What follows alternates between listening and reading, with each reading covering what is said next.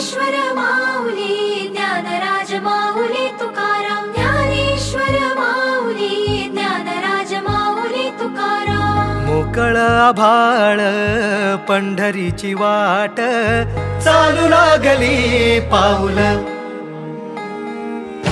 नाम गोड ओठी माऊली माऊली अंतरी भेटीची चाहुल मोकळ आभाळ पंढरीची वाट